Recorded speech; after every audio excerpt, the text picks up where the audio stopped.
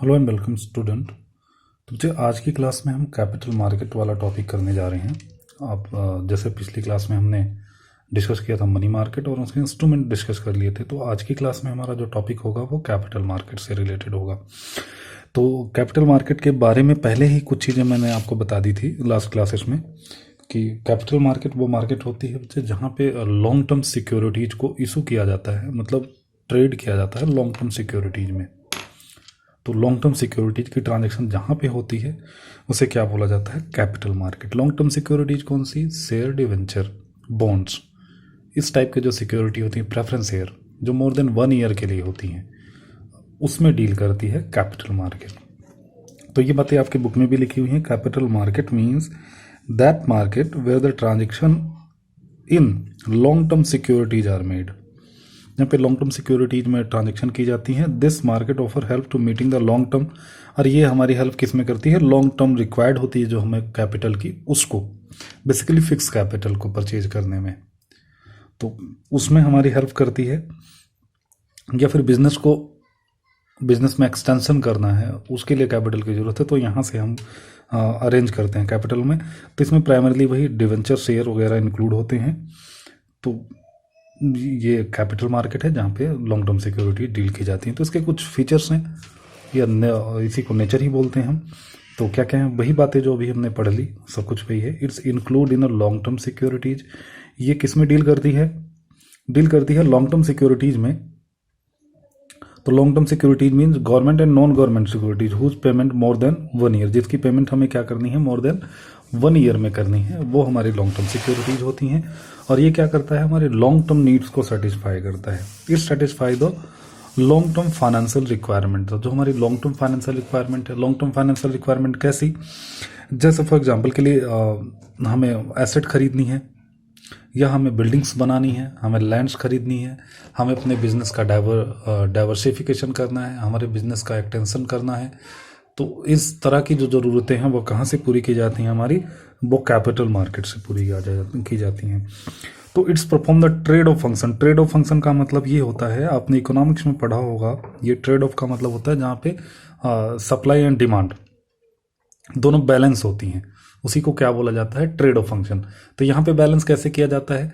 House hold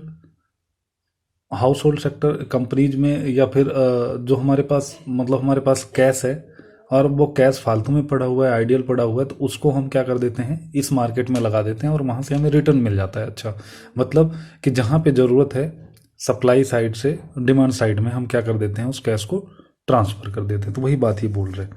उसके बाद help in capital formation. Capital formation आप सभी बच्चे जानते होंगे। कैपिटल फॉर्मेशन का मतलब होता है कि मान लीजिए आज आपने कोई शेयर 10 रुपये में खरीदा है, तो कुछ दिनों के बाद वो शेयर कितने का हो जाएगा? बढ़ के उसका प्राइस 15 रुपये का।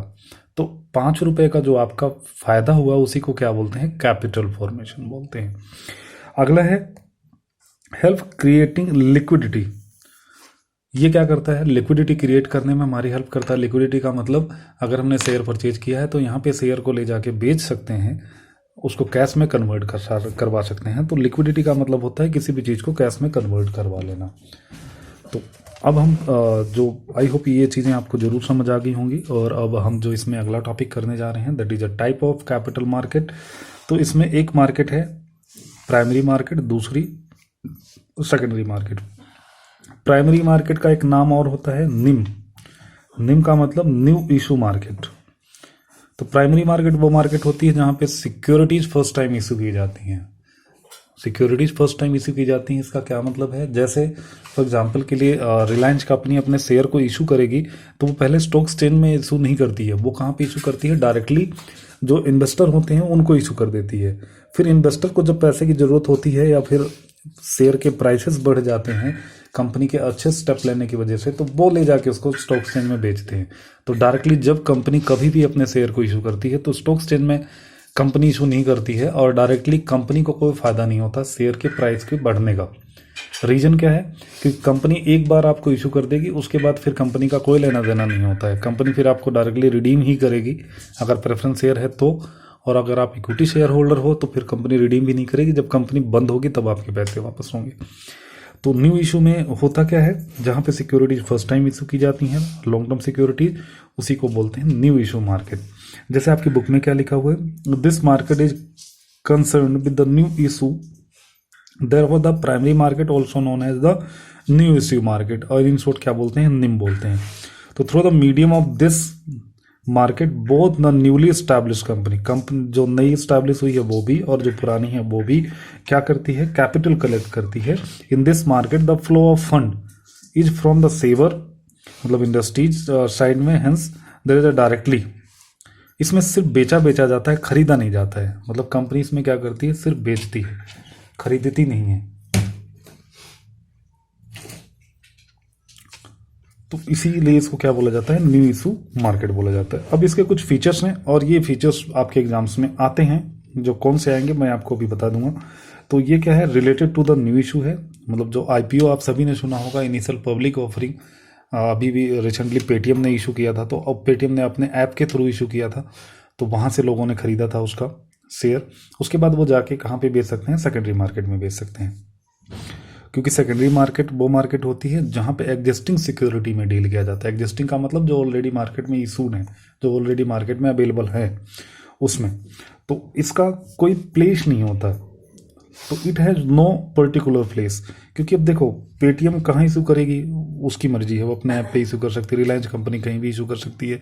तो कोई पर्टिकुलर प्लेस नहीं होता इस मार्केट का कि इसको हम प्राइमरी मार्केट बोलेंगे। तो जो कंपनी इशू करेगी वही मतलब कंपनी ही प्राइमरी मार्केट हो जाती है बेसिकली। लेकिन सेकेंडरी मार्केट का एक प्लेस होता है, जिसको हम सेकेंडरी मार्केट को ही स्टॉक एक्सचेंज बोलते हैं। अगला है, ये इंपॉर्टेंट है, ये आपके एग्जाम में आता है, तो इसको अच्छे से पढ़ लेना आप सभी। It has various method of floating capital, मतलब कैपिटल से पैसे रेज करने के बहुत सारे तरीके हैं। जो कौन कौन से तरीके कंपनियां यूज करती हैं प्राइमरी मार्केट्स में। एक है पब्लिक इशू। पब्लिक इशू का मतलब इसमें कंपनी प्रोस्पेक्टस के थ्रू पीपल को पीपल को कहती है, इनकरेज करती है कि वो उसके शेयर को परचेज करें। जो आपने अपने अकाउंटेंसी में शेयर वाला चैप्टर पढ़ा हुआ है, उसमें जो आपने एंट्रीज बनाई हुई है, वो यही मेथड होता है, पब्लिक इशू। उसके बाद फिर क्या है, offer for the sale. Offer for the sale का मतलब क्या होता है, जब कंपनी फर्स्ट टाइम इशू करती है अपने शेयर को, तो वो किसके थ्रू कर देगी, इंटरमीडिएटरीज के थ्रू कर देगी। मतलब थ्रू द ब्रोकर, एक फिक्स प्राइस पे एक ब्रोकर को दे देगी और बोलेगी कि आप ना मेरे बिहाफ पे इसको बेच दो। तो वो सारा का सारा शेयर क्या करेगी, जो ब्रोकर होगा वो बेच देगा। तो जनरली कौन सी कंपनी करती है इसको, जो न्यू स्टैब्लिश कंपनी होती है वही करती है, इस मेथड को ऑप्ट करती है, क्योंकि उसको कोई एक्सपीरियंस नहीं होता है शेयर को इशू करने का। तो अगला मेथड है प्राइवेट प्लेसमेंट। प्राइवेट प्लेसमेंट आप सभी ने पढ़ा हुआ है शेयर वाले चैप्टर में, कि प्राइवेट प्लेसमेंट का मतलब किसी पर्टिकुलर पर्सन को, किसी इंस्टीट्यूशन को, जब कंपनी शेयर प्राइवेटली इशू कर देती है और इसकी कोई एंट्री नहीं कर देते हम, तो उसको इशू कर देती है। और ये चीपर वे है कि कंपनी को एडवर्टाइजमेंट वगैरह भी नहीं करनी पड़ेगी, कंपनी क्या कर सकती है, उसको इशू कर सकती है। तो प्राइवेट इशू का मतलब ये हो गया। राइट इशू का मतलब जो आपके एग्जिस्टिंग शेयर होल्डर हैं, उन्हीं को और शेयर इशू कर देना, उसी को हम क्या बोलते हैं, राइट इशू बोलते हैं। और कंपनी जब भी नया शेयर इशू करती है तो पहले पुराने शेयर होल्डर को ऑफर करती है कि हम शेयर इशू करने वाले हैं और इतने रुपए में इशू करेंगे, अगर आप चाहो तो इसको परचेज कर सकते हो। अगर वो मना कर देते हैं तब कंपनी क्या करती है, उसको मार्केट में इशू करती है, नहीं तो उन्हीं को इशू कर देती है, राइट इशू। उसके बाद electronic initial public offering issue, जो आजकल चल ही रहा है, जो पहला पॉइंट पढ़ा वही है, प्रोस्पेक्टस के थ्रू हम क्या करते हैं, इसको इशू करते हैं, लेकिन अब इसको इलेक्ट्रॉनिक फॉर्म में करते हैं। जैसे पेटीएम ने अपने ऐप के थ्रू किया था, तो इस तरह से अब क्या करते हैं, इलेक्ट्रॉनिकली इसको इशू करते हैं। तो आई होप ये जरूर समझ आया होगा। और लास्ट में क्या है इसका एक फीचर, कि it's comes before secondary market, secondary market से पहले आता है। एक बार इसको थोड़ा सा समराइज कर लेंगे, सो दैट आपको प्रॉब्लम नहीं होगा। देखो, पब्लिक इशू का मतलब share issue through the prospectus, general public के लिए जब हम इशू करते हैं थ्रू द प्रोस्पेक्टस, तब ये होता है। Offer for the sale, intermediaries के थ्रू हम अपने शेयर को इशू करते हैं, मतलब इंटरमीडिएटरीज को हमने दे दिया और इंटरमीडिएटरीज ने क्या कर दिया, जनरल पब्लिक को बेच दिया। उसके बाद जब बिकने के बाद जो पैसा आया उस इंटरमीडिएटरीज ने क्या दे दिया, वो कंपनी को दे दिया। फिर प्राइवेट प्लेसमेंट, मतलब किसी पर्टिकुलर पर्सन को, किसी कंपनी को, किसी इंस्टीट्यूशन को जब हमने शेयर दे दिया पर्टिकुलरली, तब उसको हम बोलते हैं प्राइवेट प्लेसमेंट। राइट इशू का मतलब जब हमारे एग्जिस्टिंग शेयर होल्डर, जिनके पास हमारी कंपनी के शेयर पहले से हैं, और हमने क्या किया है, दोबारा जब शेयर इशू किया तो उन्हीं को ही दे दिया, तो उसको बोला जाता है राइट इशू। उसके बाद इलेक्ट्रॉनिक इनिशियल पब्लिक इशू, इसको क्या बोलते हैं, जो अभी पहले वाला हमने पढ़ा था आईपीओ, तो ई आईपीओ है ये। ई आईपीओ का मतलब इलेक्ट्रॉनिकली अपने शेयर को इशू कर देना थ्रू द प्रोस्पेक्टस, तो इसी को बोलते हैं हम ई आईपीओ, जो कि आजकल यही चल रहा है। आजकल सारा काम इलेक्ट्रॉनिकली होता है। अब हम पढ़ेंगे जो हमारा दूसरा टॉपिक है, that is secondary market. Secondary market वो मार्केट होती है जहां पे एग्जिस्टिंग सिक्योरिटी में डील की जाती है। एग्जिस्टिंग सिक्योरिटी का मतलब क्या है, जो ऑलरेडी शेयर इशूड है, मतलब यहाँ पे इन्वेस्टर और इन्वेस्टर ही होते हैं, कंपनी का कोई रोल नहीं होता, कोई कंपनी यहाँ पे अपना रोल प्ले नहीं करती है। इसी को बोलते हैं हम स्टॉक एक्सचेंज। मतलब अगर आपने किसी कंपनी, जैसे मान लीजिए मैंने पेटीएम कंपनी के शेयर परचेज कर लिए, कंपनी का आईपीओ खरीद लिया, अब मुझे पैसे की ज़रूरत है, तो मैं पेटीएम कंपनी को तो ये जाके नहीं बोल सकता कि मेरे पैसे दे दो, अपने शेयर ले लो। ऐसा नहीं होता है, तो हमें उस शेयर को बेचना पड़ेगा, और वो हम बेचेंगे कहाँ पे, सेकेंडरी मार्केट में बेचेंगे। तो बेचेंगे कहाँ पे, सेकेंडरी मार्केट। सेकेंडरी मार्केट को ही स्टॉक एक्सचेंज बोला जाता है। ठीक है, तो इसमें एग्जिस्टिंग सिक्योरिटी में डील किया जाता है, और इसका एक पर्टिकुलर प्लेस होता है जहाँ पे हम जाके अपने शेयर को बेच और खरीद सकते हैं। तो इसके कुछ फीचर्स हैं। ये लिक्विडिटी क्रिएट करती है। लिक्विडिटी क्रिएट करने का मतलब यही है कि आप अपने शेयर और डिवेंचर को दे जाके यहाँ पे बेच सकते हो, कैश में कन्वर्ट करवा सकते हो। और ये क्या आता है, प्राइमरी मार्केट के बाद आता है, क्योंकि सिक्योरिटीज फर्स्ट टाइम कहाँ पे इश्यू होती हैं, प्राइमरी मार्केट में होती हैं, उसके बाद वो सेकेंडरी मार्केट में आती हैं। इसका एक पर्टिकुलर प्लेस होता है, मतलब जैसे एनएससी बीएससी का एक पर्टिकुलर प्लेस है, एनएससी दिल्ली में है, बीएससी मुंबई में है, तो इनका एक प्लेस है, तो इसलिए इनको क्या बोला जाता है, पर्टिकुलर प्लेस होता है। फिर it encourage the new investment. ये क्या इनकरेज करते हैं लोगों को कि वो क्या करें, शेयर और डिवेंचर्स में पैसे लगाएं, जो उनके पास पैसे हैं, क्योंकि उसमें रिटर्न अच्छा मिलता है in compare to the bank deposits. अब उसके बाद कैपिटल मार्केट और मनी मार्केट में डिफरेंस है, देखते हैं। पार्टिसिपेंट कौन होता है कैपिटल मार्केट का, कैपिटल मार्केट में कौन आता है, फाइनेंशियल इंस्टीट्यूशन आते हैं, बैंक्स आती हैं, कॉरपोरेट बॉडीज आती हैं, फॉरेन इन्वेस्टर आते हैं, और ऑर्डिनरी पब्लिक भी आती है इसमें। इसमें कौन डील करता है, इसके पार्टिसिपेंट कौन से होते हैं, आरबीआई होती हैं, बैंक होती है, फाइनेंशियल इंस्टीट्यूशन होती हैं, एंड फाइनेंशियल कंपनीज होती हैं। इसमें मेन पार्टिसिपेंट होते हैं। जिस बच्चे ने पहले वाली वीडियोस देखी होंगी उसको ये सब कुछ समझ आ जाएगा और बहुत आसानी से आ जाएगा। इंस्ट्रूमेंट कौन से यूज होते हैं, इसमें शेयर होता है, इक्विटी शेयर, प्रेफरेंस शेयर और डिवेंचर बॉन्ड्स होता है। इसमें इसके instrument call money, treasury bill, commercial paper, certificate of deposit, ये सब कुछ इशू इसमें होते हैं। इन्वेस्टमेंट आउटलेट, इसमें आप देखते हो कि जो सिक्योरिटीज का प्राइस होता है जनरली बहुत कम होता है, 100 रुपये का शेयर, 10 रुपये का शेयर। लेकिन इसमें आपने देखा था कि भाई इसमें 25,000 का तो ट्रेजरी बिल इशू किया था, 5 लाख का हमने क्या इशू किया था, कॉमर्शियल पेपर किया था, 10 करोड़ का हमने क्या किया था, कॉल मनी किया था।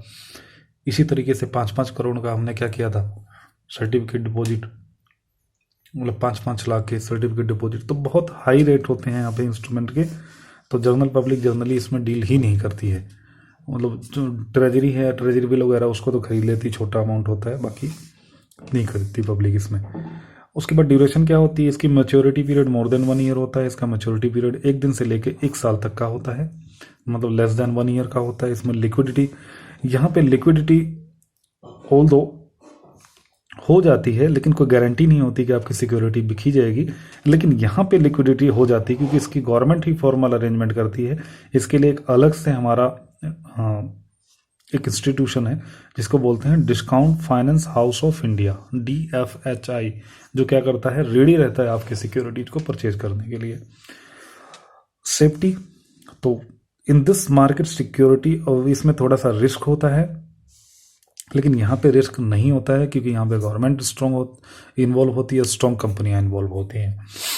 उसके बाद एक्सपेक्टेशन ऑफ रिटर्न, लेकिन यहाँ पे रिटर्न अच्छा मिलता है क्योंकि रिस्क है तो ज़्यादा रिटर्न भी है, लेकिन यहाँ पे आपको उतना रिटर्न नहीं मिलता। इसके कंपेयर में आपको कम रिटर्न मिलता है। मीनिंग लास्ट में यही वही कि इसमें लॉन्ग टर्म सिक्योरिटी डील करती हैं और इसमें शॉर्ट टर्म सिक्योरिटी इशू करती हैं और डील करती हैं।